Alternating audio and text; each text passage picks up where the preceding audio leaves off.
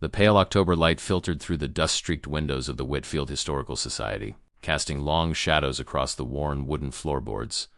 Dr. Eleanor Blackwood's gloved fingers moved methodically through the newest acquisition, a weathered cedar chest containing photographic plates and daguerreotypes from Whitfield's earliest days. The collection had been discovered during the demolition of the old courthouse, hidden in a forgotten crawlspace for nearly a century. Eleanor paused as her fingertips brushed against a large, remarkably preserved glass plate negative. Holding it up to the light, she could make out the image in reverse. Rows of solemn faces arranged on the courthouse steps. A formal town portrait from Whitfield's centennial celebration in 1876. "Margaret," she called to her assistant. "I need the light table for this one." The negative slid onto the illuminated surface, revealing its secrets in stark contrasts of light and shadow. 23 figures stood in rigid formation, the town council, business owners, and families of prominence. At the center stood Sheriff Thomas Harker, his badge gleaming even in the negative's reverse tones. Eleanor's eyes narrowed as she examined the sheriff's figure. The exposure was impeccably clear for a photograph of its era, each face rendered with surprising detail. But something about Sheriff Harker's shadow seemed wrong, while the shadows of the other figures fell naturally behind them. The sheriff's shadow stretched oddly to his right, appearing almost disconnected from his form. "Look at this," Eleanor whispered, more to herself than to Margaret. "The shadow doesn't match." Margaret leaned over her shoulder. "Maybe it's just a flaw in the development process. These old techniques were hardly perfect." "No," Eleanor said firmly. "The rest of the image is too precise." This photographer knew his craft. She reached for her magnifying loupe and bent closer. Under magnification, the discrepancy became more apparent. Sheriff Harker's shadow appeared to have the distinct outline of a different figure, one that matched none of the people present in the photograph. "We need to make a print of this immediately," Eleanor said, her academic interest fully awakened. "And check the town records for information about Sheriff Harker and this celebration." The printing process took hours, requiring careful handling of the century-old negative. As evening fell and the Historical Society emptied of visitors, Eleanor sat alone in the darkroom, watching as the image slowly materialized in the chemical bath. The finished print confirmed what she had suspected. In the positive image, Sheriff Harker stood proudly at the center of Whitfield's most prominent citizens.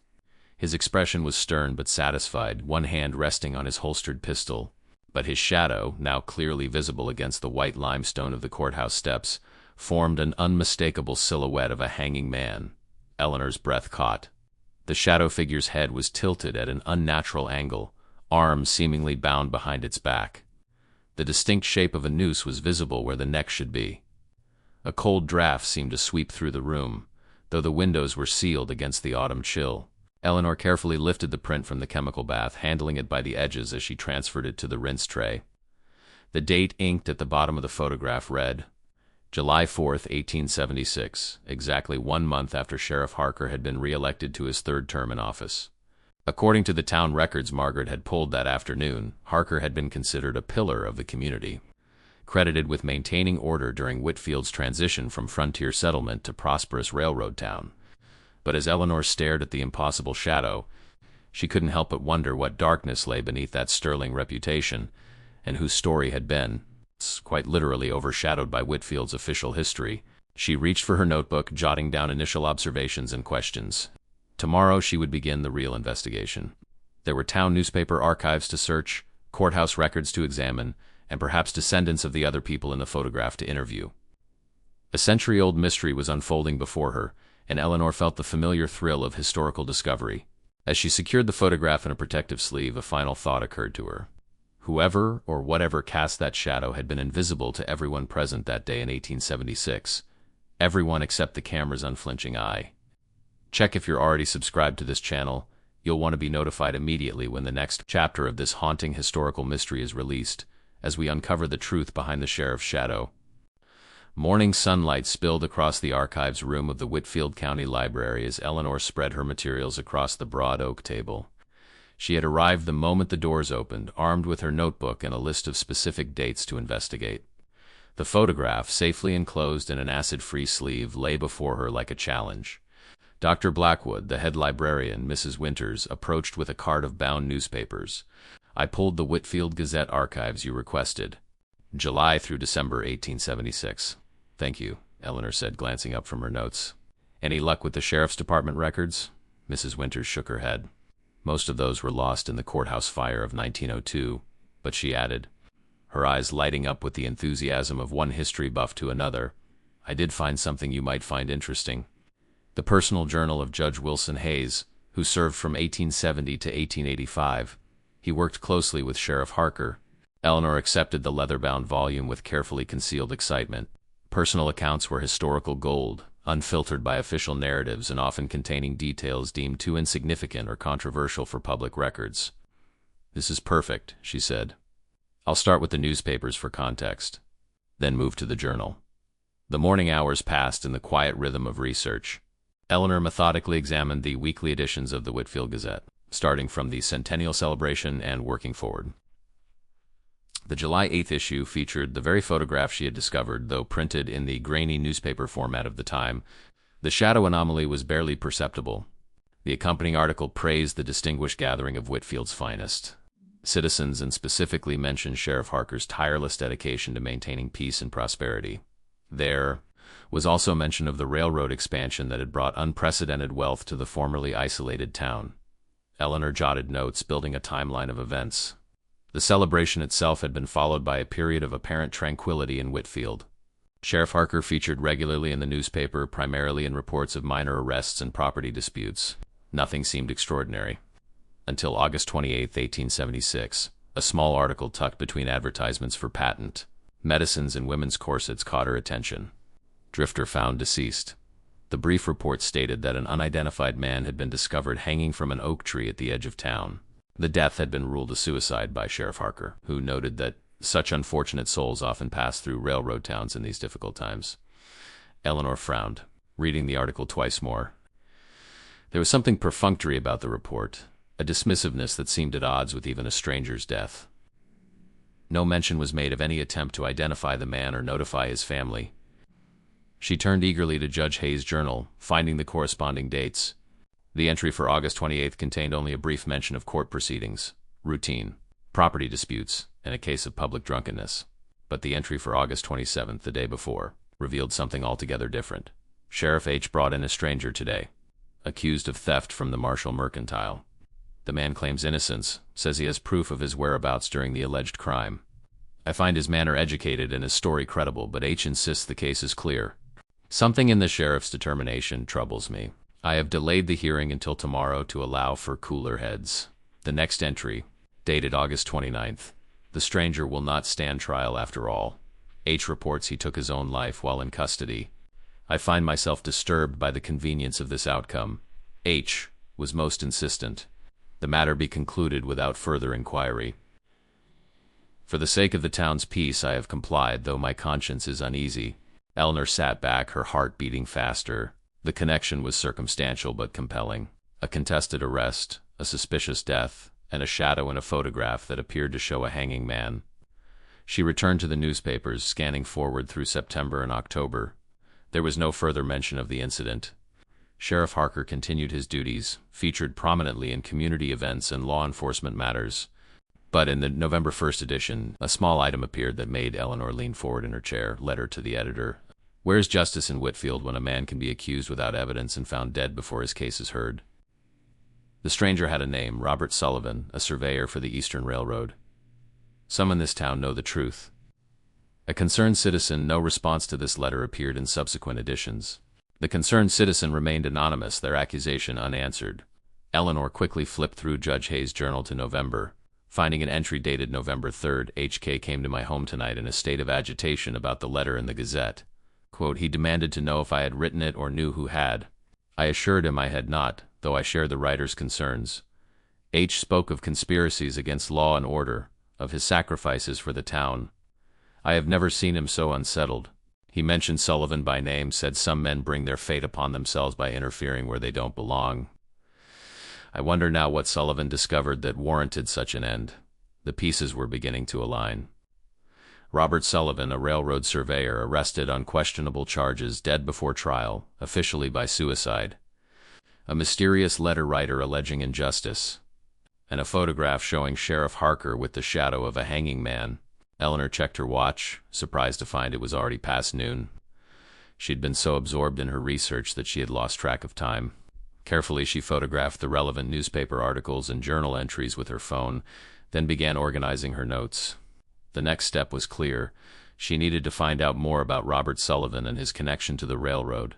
And perhaps most importantly, she needed to discover what the concerned citizen had known about the truth behind his death. As she gathered her materials, Mrs. Winters approached again. "Finding what you're looking for, Dr. Blackwood?" Eleanor hesitated, unsure how much to reveal. Whitfield was still a small town, and she was investigating what might amount to a historical murder committed by a man many still considered a local hero. "I'm not sure yet," she said carefully, "but I'm beginning to think Sheriff Harker's legacy might be more complicated than the town history suggests." Mrs. Winters nodded thoughtfully. "My grandmother used to say that Whitfield was built on secrets as much as on railroad money. If you're looking into Harker, you might want to visit the Whitfield Railroad Museum. They have archives about the original expansion that brought the town its prosperity." "That's an excellent suggestion," Eleanor said, gathering her notes. "I think that's exactly where I need to look next." As she stepped out into the crisp autumn air, Eleanor couldn't shake the feeling that she was being watched. She glanced back at the library's grand facade, built with the same limestone as the old courthouse. In the midday sun, her shadow stretched long and dark across the steps, a single, ordinary shadow that matched her movements perfectly. Unlike Sheriff Harker's, which had somehow captured the silhouette of a man who wasn't supposed to be there, the Whitfield Railroad Museum occupied the converted station house at the edge of town. Its red brick exterior and arched windows preserved exactly as they had been when the first locomotives thundered through in 1874.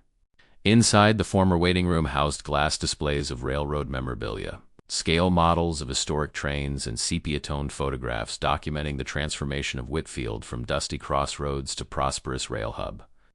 Eleanor approached the front desk, where an elderly man with a shock of white hair and a railroad conductor's cap greeted her with practiced enthusiasm. "Welcome to the Whitfield Railroad Museum," he said. "I'm Walter Jenkins, volunteer curator. First time visiting us?" "Yes," Eleanor replied, showing him her credentials from the Historical Society. "I'm Dr. Eleanor Blackwood. I'm researching the railroad's early impact on Whitfield, specifically around 1876. Walter's eyes brightened. "Ah, the Golden Age. That's when everything changed for this town. Come with me to the research room. We keep the archives and more delicate materials there." He led her through a door marked staff only into a small, climate-controlled room lined with filing cabinets and bookshelves. Maps of various railroad routes covered one wall, showing the evolution of the rail network through the decades. "What specifically are you looking for, Dr. Blackwood?" Walter asked, pulling on white cotton gloves similar to the ones Eleanor wore for handling delicate materials. "I'm interested in a railroad surveyor named Robert Sullivan who was in Whitfield in August 1876, she said, watching Walter's reaction carefully. The change was subtle but unmistakable. The curator's enthusiastic smile faltered slightly, and his eyes darted to the door as if checking whether anyone else could hear them. "Sullivan," he repeated quietly. "Now that's a name I haven't heard mentioned in quite some time." He moved to a filing cabinet labeled Eastern Railroad Company Personnel, his movements more deliberate now. "May I ask why you're interested in him particularly?" Eleanor decided on a partial truth. "I found a reference to him in some old newspapers and Judge Hayes' journal. There seems to be some controversy surrounding his death while in Sheriff Harker's custody." Walter pulled a folder from the cabinet and placed it on the table between them. "Sullivan's story isn't one we feature in our public exhibits," he said. "Not the kind of history that brings in school groups and tourists." He hesitated, then added, "My grandfather worked for the Eastern Railroad during that period. He knew Sullivan personally." Eleanor's pulse quickened. "Would you be willing to tell me what you know about him?" Walter sank into a chair, suddenly looking every one of his years. "Robert Sullivan was a principled man, according to my grandfather. Brilliant engineer and surveyor. He was sent to Whitfield to map the potential route for a competing railroad line, the Western and Northern. Eastern already had their line through town, but W&N wanted to establish a junction here too. Would have made Whitfield even more prosperous." He opened the folder, revealing employment records and a photograph of a lean, serious-looking man with a surveyor's transit level resting on his shoulder. Robert Sullivan had intelligent eyes and a determined set to his jaw. "The problem," Walter continued, "was that Sheriff Harker had a financial arrangement with Eastern. He'd been granted substantial landholdings along their route in exchange for ensuring they maintained exclusive access to Whitfield. A second railroad would have threatened that monopoly, so Sullivan was arrested on false charges to prevent the survey." Eleanor said, the pieces falling into place. Walter nodded. That's what my grandfather believed. Sullivan had discovered documentation of corrupt land deals between Harker, Judge Hayes, and Eastern Railroad executives. Hayes might have had doubts later based on what you found in his journal, but he was initially part of the scheme, and the official story was that Sullivan hanged himself in his cell, Eleanor said. Yes, but my grandfather maintained until his dying day that Sullivan was murdered. Harker arranged it to look like suicide. Walter's voice had dropped to barely above a whisper. The concerned citizen who wrote to the newspaper was my grandfather. He was just a young clerk at the railroad office then, but he'd seen the documents Sullivan uncovered. He was too afraid to come forward openly. Eleanor carefully removed the photograph from her portfolio. I found this yesterday at the Historical Society. It was taken on July 4th, 1876, about 7 weeks before Sullivan's death. Walter studied the image, his expression puzzled. The Centennial Celebration portrait. I've seen copies of this before. Look at Sheriff Harker's shadow, Eleanor directed, pointing to the anomaly. Walter's face paled as he recognized the silhouette of the hanging man. Good Lord, he breathed. How is this possible? I don't know, Eleanor admitted. But somehow this photograph captured a death that hadn't even occurred yet, as if the camera saw what Harker would become, or perhaps what was already in his nature. Walter stared at the image a moment longer, then abruptly stood and moved to a different cabinet. There's something else you should see. He withdrew a large leather-bound album and laid it open on the table. These are the original survey maps Sullivan was working on. The pages contained detailed topographical drawings of Whitfield and the surrounding countryside, with proposed railroad routes marked in different colors. Sullivan's neat handwriting filled the margins with calculations and notes. Walter turned to the final page. There, tucked into a pocket inside the back cover, was a folded document. He carefully extracted and unfolded it, revealing a map of land parcels around Whitfield.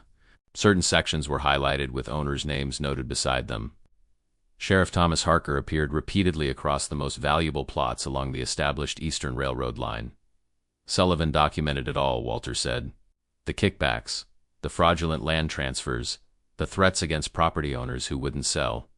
Harker wasn't just enforcing the law in Whitfield. He was practically running the town as his personal fiefdom. Eleanor studied the map, noting dates and names that corresponded with entries she'd seen in the county records. This is incredibly valuable historical documentation, she said. Why hasn't it ever been made public? Walter sighed heavily. Harker's descendants are still influential in Whitfield. His grandson was mayor until just 5 years ago. His great-granddaughter sits on the town council now. Some chapters of history are actively suppressed. Do you think Sullivan's family ever learned what really happened to him? Eleanor asked. I don't know, Walter admitted. My grandfather said Sullivan mentioned a fiancée back east, but no one ever came looking for him. Perhaps they were told he'd simply abandoned her, or maybe they were somehow prevented from investigating. Eleanor felt a wave of sadness for this man whose life and death had been erased from Whitfield's official history. If you still have Sullivan's personnel records, they might contain contact information for his next of kin, she suggested. Even after all this time, his descendants deserve to know the truth. I never thought, double quotes, Walter looked conflicted. That would mean admitting the museum has had this evidence all along. Sometimes confronting the past is the only way to move forward, Eleanor said gently. Robert Sullivan's story is part of Whitfield's history, too. Doesn't he deserve to be remembered? Walter stared at the photograph of Sullivan, then at the town portrait with its impossible shadow. What will you do with all this, Dr. Blackwood? Eleanor considered the question carefully. Her academic instinct was to publish her findings, to ensure this historical injustice was documented and acknowledged. But she also understood the complexity of challenging a town's established narrative about one of its founding figures. I think we start by finding Sullivan's family, she said finally. They should be the first to know. Then perhaps we create a proper historical record, not to shame Whitfield, but to complete its history. Walter nodded slowly. I have something else to show you. He reached into his pocket and withdrew a tarnished metal object, a sheriff's badge. This belonged to Harker. It was passed down through my family, though few knew why we kept it. How did your family come to have it? Eleanor asked, confused. After the letter was published, Harker became obsessed with finding the concerned citizen. He suspected my grandfather and confronted him one night behind the railroad office. There was a struggle. My grandfather always claimed he acted in self-defense. Walter placed the badge on the table. He kept this as proof that justice sometimes finds a way, even when the law fails. The implication was clear. Walter's grandfather had killed Sheriff Harker in self-defense, then kept the badge as a grim trophy. The official record says Harker died of heart failure in his sleep, Eleanor said, recalling her earlier research. The judge and the town council covered it up, Walter explained. A sheriff killed by a railroad clerk? It would have caused a scandal that might have exposed their own corruption. Better to let Harker have a respectable death in the town records. Eleanor sat back, overwhelmed by these revelations. The photograph's shadow made a terrible kind of sense now, not as a supernatural premonition, but as a visual manifestation of poetic justice. The man who had arranged an innocent's hanging had met his own violent end, erased from history just as thoroughly as his victim had been. When I was a boy, Walter said softly, my grandfather used to say that no matter how carefully men arrange their lies, the truth casts a shadow that can't be hidden forever. I never fully understood what he meant until now. Eleanor looked at the century-old photograph, at the shadow that had preserved a murdered man's silhouette when all other record of his existence had been suppressed. Something about the image's quiet testimony moved her deeply. Have you ever thought about what it would mean for Sullivan's story to finally be told? She asked. What would you say if you could speak directly to the people who hear this story? Walter thought for a moment, his weathered hands resting on Sullivan's survey maps. I would ask them to consider how many Robert Sullivans lie forgotten beneath the foundations of progress, he said finally, his voice cracking with emotion. How many shadows fall across our history that we choose not to see? If this story has touched your heart, leave a comment saying, some shadows never fade. This simple act honors the memory of those whose stories were erased from history. The autumn wind scattered golden leaves across the small cemetery as Eleanor and Walter made their way between weathered headstones. The old section of Whitfield Memorial Gardens dated back to the town's founding, with many markers so worn by time that their inscriptions were barely legible. I checked all the burial records, Walter said, guiding Eleanor along a narrow path. There's no grave for Robert Sullivan here. His body was likely buried in the potter's field behind the old jail, which was developed into the town square in the 1920s. So there's literally a town celebration space on top of unmarked graves, Eleanor noted grimly. That seems fitting for how Whitfield has treated its inconvenient history.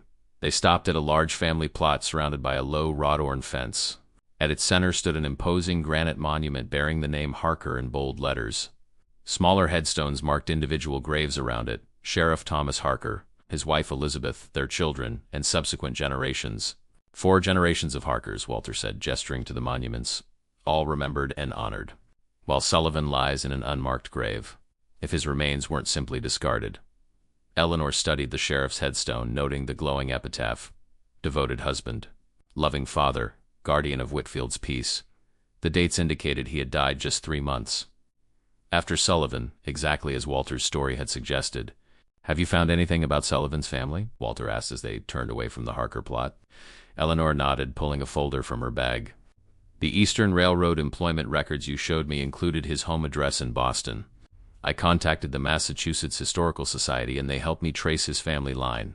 He was engaged to be married to a woman named Catherine Winters. After his death, she never married. She must have loved him deeply, Walter remarked. According to the records, she had their child 6 months after Sullivan's death, Eleanor continued. A daughter named Margaret. She would have been born in early 1877. Walter's eyes widened. Sullivan never knew he was going to be a father.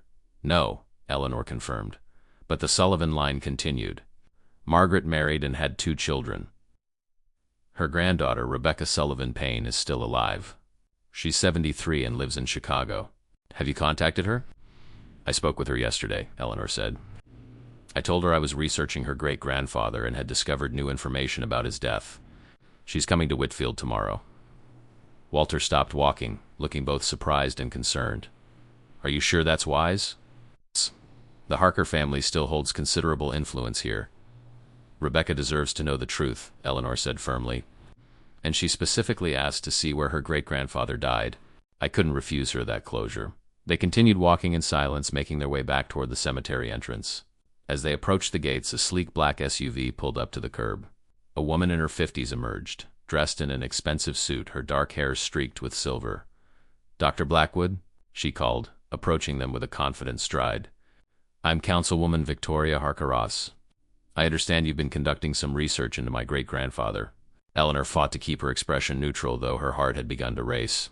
Yes, I've been researching several of Whitfield's historical figures from the 1870s, including Sheriff Harker, Victoria said, her smile not reaching her eyes. The Historical Society mentioned your interest in the centennial photograph. Walter shifted uncomfortably beside Eleanor. I should be getting back to the museum, he murmured. No need to rush off, Mr. Jenkins, Victoria said. I believe your grandfather worked for the railroad during my great-grandfather's time as sheriff, didn't he? The implication was clear. She knew exactly who Walter was and possibly what his family's connection to Harker had been. Yes, Walter said stiffly. He was a clerk for Eastern Railroad. Victoria turned her attention back to Eleanor. Dr. Blackwood, I'd like to invite you to my home this evening. If you're researching Whitfield's history, I have family records that might interest you. Some of them have never been made available to researchers before. The invitation felt more like a summons. Eleanor weighed her options quickly. Declining might increase Victoria's suspicions, while accepting would give her access to the Harker family's perspective, and perhaps additional evidence. That's very generous, Eleanor said carefully. I'd be delighted to see your family archives. Excellent. 7 o'clock? Victoria handed her a business card with an address embossed in gold. I'll look forward to discussing your research interests. As Victoria returned to her vehicle, Walter gripped Eleanor's arm. Be careful, he whispered. The Harkers have been protecting their legacy for generations. They won't take kindly to what you've discovered. Eleanor watched the SUV pull away. Sometimes confronting the powerful is the only way to honor the forgotten, she said. Echoing the sentiment she'd expressed to Walter earlier, but I'll be careful. And I'll make sure Rebecca Sullivan Payne gets the truth. Her family has been denied, one way or another. Later that evening, Eleanor drove through the winding roads of Whitfield's most exclusive neighborhood. Victoria Harkeros's home was a sprawling Victorian mansion set back from the street behind ornate iron gates. The house had clearly been in the family for generations, likely built with the proceeds of Sheriff Harker's railroad land deals. A housekeeper answered the door and led Eleanor through a grand foyer into a wood-paneled study. Victoria was waiting, seated behind an antique desk that looked like it might have belonged to the sheriff himself. Dr. Blackwood, she greeted, gesturing to a leather chair across from her. Please, make yourself comfortable. Would you care for a drink? Bourbon, perhaps? It's a family tradition. Just water, thank you, Eleanor replied, taking the offered seat. Victoria poured herself 2 fingers of amber liquid from a crystal decanter. I've been reviewing your academic background, she said, quite impressive. Your work on revising historical narratives has been particularly well received. Eleanor accepted the water from the housekeeper. I believe it's important to examine history from multiple perspectives, especially those that have been traditionally overlooked. A noble sentiment, Victoria said, her tone suggesting she found it anything but. And now you've turned your attention to my great-grandfather and Whitfield's early days. May I ask what specifically has caught your interest? Eleanor decided to approach the subject obliquely. I'm fascinated by how quickly Whitfield transformed from a frontier settlement to a prosperous railroad town, and the role law enforcement played in that transition. Victoria smiled thinly. Yes, my great-grandfather was instrumental in maintaining order during a chaotic period. Progress requires strong leadership. I'm particularly interested in his relationship with the Eastern Railroad, Eleanor continued, and a competing survey for the Western and Northern line that was never completed. Something flickered in Victoria's eyes, a momentary tension quickly masked. I'm afraid I don't know much about railroad business from that era. My family preserved Sheriff Harker's personal effects in journals, not commercial records. His journals? Eleanor couldn't hide her interest. Those would be invaluable primary sources. Victoria rose and moved to a bookcase, removing a leather-bound volume. He kept detailed records of his work. My family has guarded them carefully. She placed the journal on the desk but kept her hand firmly on its cover. Before I share these with you, Dr. Blackwood, I think we should clarify your intentions. Eleanor met her gaze steadily. I intend to document Whitfield's history accurately and completely, even if that complete history might tarnish the reputation of one of our town's founders. Victoria's voice had hardened. Some aspects of the past are better left undisturbed. Whitfield has prospered for generations based on the foundation my great-grandfather helped establish. History isn't served by selective memory, Eleanor said, and justice isn't served by burying inconvenient truths. Victoria's eyes narrowed. Justice? An interesting choice of words for historical research. She leaned forward. Let me be direct, Dr. Blackwood. I know you've been looking into Robert Sullivan's death. A regrettable incident, certainly, but hardly relevant to Whitfield's broader history. I disagree, Eleanor replied. Sullivan's murder, alleged suicide, Victoria corrected sharply, and the subsequent cover-up speak directly to how power operated in Whitfield during its formative period, Eleanor finished. His story deserves to be told. Victoria withdrew her hand from the journal, her expression calculating. You know, we're quite proud of our Heritage Museum here in Whitfield. It operates largely on donations from prominent families like mine. The Historical Society, too, depends on community support. The threat was unmistakable.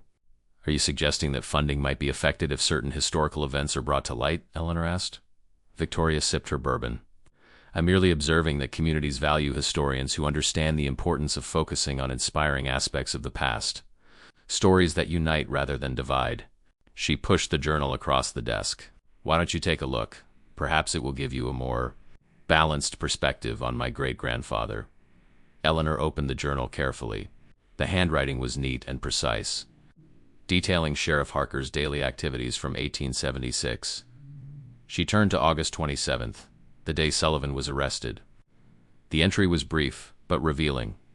Apprehended Sullivan today on suspicion of theft. The surveyor had maps and documents that did not belong to him. Judge Hayes seems reluctant to proceed with charges, but the matter must be resolved quickly. Too much at stake. The entry for August 28th, the day Sullivan died, contained a single line. Problem resolved. Eleanor struggled to maintain a neutral expression as she continued reading. The entries following Sullivan's death showed Harker's growing paranoia about the anonymous letter writer and his determination to find them. The final entry, dated November 12th, read, "Meeting informant tonight behind railroad office. He claims to have identified the letter writer." This ends now. There were no further entries. According to Walter's account, this would have been the night his grandfather killed Harker in self-defense. Eleanor closed the journal, her mind racing. "Thank you for sharing this," she said carefully. "It provides valuable context for my research." Victoria studied her with cold intensity. "I trust you'll use this information responsibly." Dr. Blackwood. Whitfield takes great pride in Sheriff Harker's legacy. "History is rarely as simple as we would like it to be," Eleanor replied. "Even the most respected figures had their complexities." "Complexities," Victoria repeated with a humorless smile. "A diplomatic term for what you're suggesting." She stood, signaling the end of their meeting. "I understand a woman claiming to be Robert Sullivan's descendant is coming to Whitfield tomorrow." Eleanor stiffened. How had Victoria learned this? "Whitfield is a small town, Dr. Blackwood. News travels quickly," Victoria said, reading her reaction. "I'd advise caution in what you share with this woman. Unsubstantiated claims about historical events can lead to unfortunate consequences, both legally and professionally," as the housekeeper appeared to show Eleanor out. Victoria added, "I hope you'll consider all perspectives before finalizing your research. My family would be deeply disappointed to see Sheriff Harker's contributions to Whitfield mischaracterized after all these years." Outside in the cool night air, Eleanor took a deep breath to steady herself.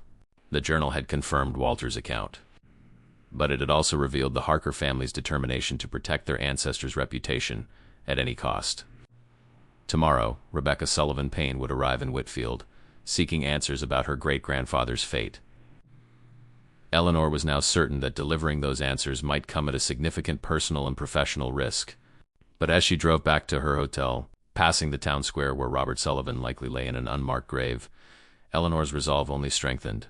Some shadows, as Walter had said, never fade, and some truths demanded to be brought into the light, no matter how powerful those who wished to keep them hidden. The morning dawned cold and clear as Eleanor waited at the Whitfield train station. The 9:15 from Chicago arrived punctually, its brakes hissing as it came to a stop. Passengers disembarked, and among them walked a tall, white-haired woman carrying a small suitcase. Eleanor recognized her immediately from their video call. "Ms. Payne?" Dr. Blackwood, Rebecca Sullivan Payne, greeted her with a firm handshake. Her eyes, startlingly similar to those of her great-grandfather in the photograph, were alert and intelligent. "Thank you for meeting me." "Of course," Eleanor said, taking her suitcase. "How is your journey?" "Long overdue," Rebecca replied, gazing around at the historic train station. "My grandmother, Robert Sullivan's daughter, used to tell me that someday I should visit the place where her father's story ended. I never found the courage until now." They walked to Eleanor's car, and as they drove through town, Rebecca studied the passing buildings with quiet intensity. "It's strange," she said finally. "In my family, Whitfield has always been spoken of in hushed tones, almost like a mythical place rather than a real town where people live ordinary lives. Whitfield has worked hard to project a very specific image of itself, Eleanor replied carefully. But underneath the quaint exterior there are complicated histories. She parked near the town square, the site of the former jail where Sullivan had died. This is where it happened? Rebecca asked, her voice tight with emotion. Eleanor nodded. The old jail stood approximately where that gazebo is now, according to the records. Your great-grandfather was held here on August 28, 1876. Rebecca stood silently for a long moment, her gaze fixed on the spot. My grandmother never knew him. She was born after he died. But she grew up with stories about him, an honorable man who believed in doing what was right, even when it was difficult. Everything I've discovered supports that, Eleanor said. He found evidence of corruption and paid the ultimate price for it.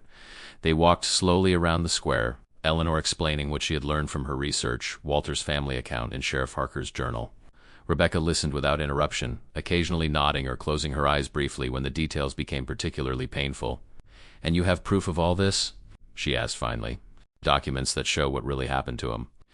"I have substantial evidence," Eleanor confirmed. "Enough to establish with reasonable historical certainty that Robert Sullivan was murdered to prevent him from exposing Sheriff Harker's corrupt land deals with the Eastern Railroad." Rebecca's expression hardened. "And the Harker family has been covering this up for generations." "It appears so," Eleanor said. "Victoria Harker-Ross made it quite clear last night that she expects me to maintain the official narrative." "But you don't intend to," Rebecca stated rather than asked. "No," Eleanor replied firmly. "I believe historical truth matters, especially when it involves injustice that was deliberately concealed." They had circled back to Eleanor's car. As they approached it, Eleanor noticed a familiar black SUV parked nearby, with Victoria Harker-Ross leaning against it, waiting. "Dr. Blackwood," Victoria called, straightening. "I thought I might find you here." Her gaze shifted to Rebecca. "And this must be Miss Payne. Welcome to Whitfield." Rebecca stiffened beside Eleanor. "Miss Harker-Ross," she acknowledged coolly. "You're aware of who I am?" "Word travels fast in small towns," Victoria said with a thin smile, "especially when it concerns matters of local history." She turned to Eleanor. "I'd hoped our conversation last night might have encouraged a more circumspect approach to your research. I believe in transparency," Eleanor replied. "Miss Payne deserves to know what happened to her great-grandfather." Victoria's smile vanished. "What you're doing isn't historical research, it's character assassination of a man who can't defend himself, based on speculation and hearsay." "It's based on documentary evidence and first-hand accounts," Eleanor countered. "Accounts from the Jenkins family?" "Hardly unbiased sources," Victoria scoffed. "Their ancestor was the primary suspect in my great-grandfather's death." Rebecca stepped forward. "My great-grandfather was murdered while in your great-grandfather's custody. His life and death were erased from Whitfield's history to protect powerful people's reputations. That's not speculation, it's the truth." Victoria regarded her coldly. "Mrs. Payne, I sympathize with your desire to create a noble narrative about your ancestor. Many families embellish their histories. But I won't stand by while you and Dr. Blackwood defame Sheriff Harker with these accusations." "They're not accusations," Walter's voice came from behind them. He approached steadily, carrying a leather portfolio. "They're facts supported by evidence that my family preserved when others tried to destroy it." Victoria's expression darkened. "Mr. Jenkins, I might have guessed you'd be involved in this historical revision." Walter held out the portfolio to Rebecca. "These belonged to your great-grandfather. His survey maps, his personal notes, and documentation of the corrupt land deals he uncovered. My grandfather saved them after Robert's death, hoping someday the truth would come out." Rebecca accepted the portfolio with trembling hands. "Thank you," she whispered. "My family has wondered for generations what really happened to him." Victoria stepped forward. "This is absurd. You can't seriously expect to rewrite Whitfield's history based on unverified papers from a clearly biased source." "There's more," Eleanor said, removing the photograph from her bag. "This town portrait from the centennial celebration shows Sheriff Harker with an impossible shadow, the silhouette of a hanging man. It's as if the camera captured the truth that everyone around him refused to see." Victoria glanced at the photograph, her composure faltering momentarily. "A photographic anomaly, nothing more. Or perhaps," Walter said quietly, "a glimpse of justice that history couldn't completely erase." A small crowd of townspeople had begun to gather, attracted by the intensity of their conversation. Eleanor noticed several of them were recording with their phones. Victoria seemed to realize the situation was slipping out of her control. "This public spectacle is inappropriate," she said tersely. "If you have concerns about historical records, there are proper channels," channels your family has controlled for generations, Rebecca replied. My great-grandfather's story deserves to be told, not just for my family, but for everyone in Whitfield who's been fed a sanitized version of their town's history. An elderly man stepped forward from the gathering crowd. I'd like to hear this story, he said. My grandfather used to say there were dark secrets buried in Whitfield's past. Others nodded in agreement, murmuring among themselves. Victoria surveyed the growing crowd with barely concealed alarm. This is preposterous. You're turning town gossip into a public exhibition. No, Eleanor said firmly. We're finally allowing the complete history of Whitfield to come to light. Robert Sullivan deserves to be remembered. The truth of how this town was built, through corruption, intimidation, and even murder, deserves to be acknowledged. Victoria's face flushed with anger.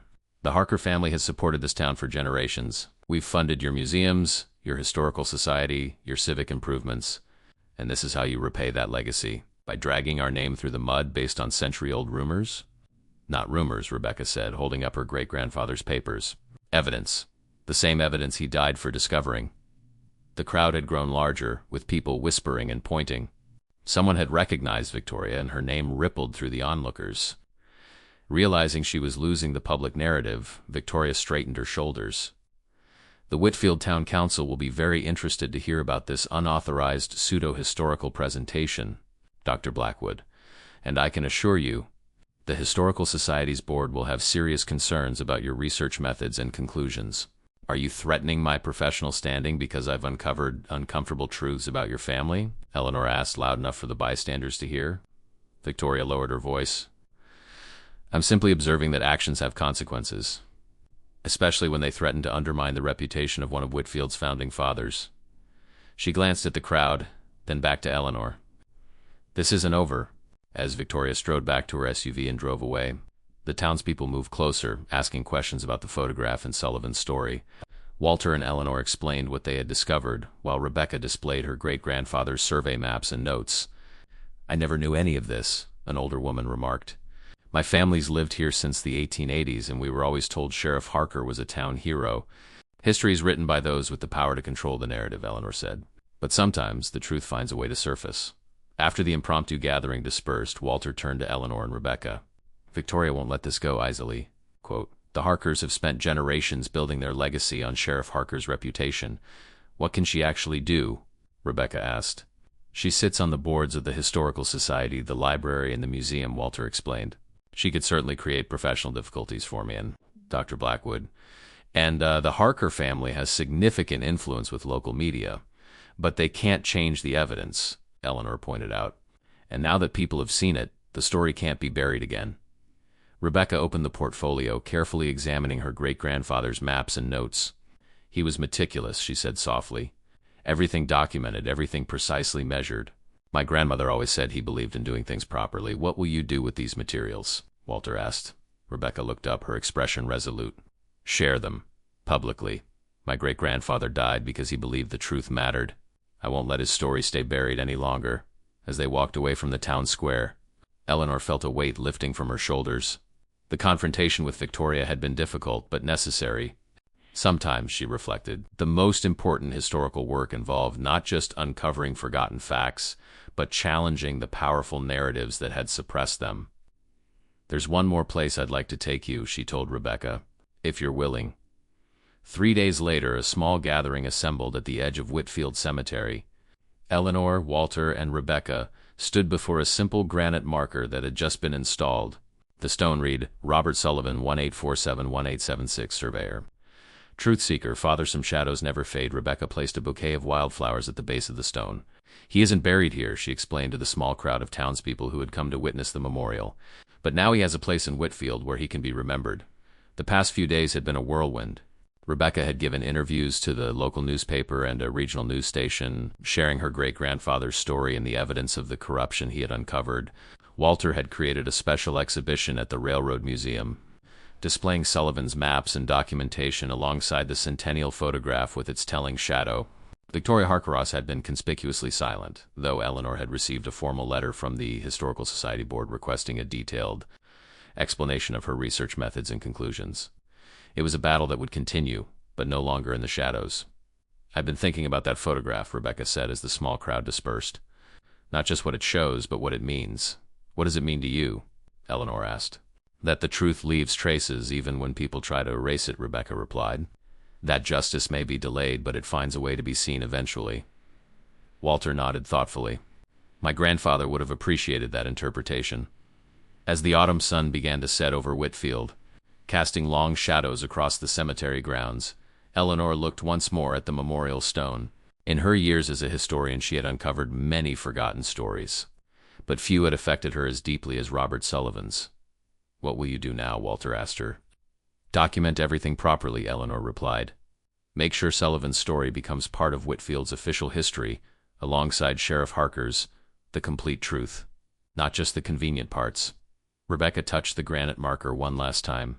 My grandmother would be at peace knowing her father's story has finally been told. That's all any of us want in the end, to be remembered honestly. As they walked together through the lengthening shadows toward the cemetery gates, Eleanor reflected that history was never truly settled. It existed in a constant state of revelation and re-examination. The photograph, with its impossible shadow, had been just the beginning, a door opening to a truth long concealed. Some stories refuse to remain buried, she said softly, more to herself than to her companions. Some shadows never fade. If you've watched this far, it's because you like this story. Leave a comment saying I've watched this far, so I can get to know you and see who really enjoys the stories here on the channel. Don't forget to like, subscribe, and share this video with someone who appreciates how history's shadows sometimes reveal its deepest truths.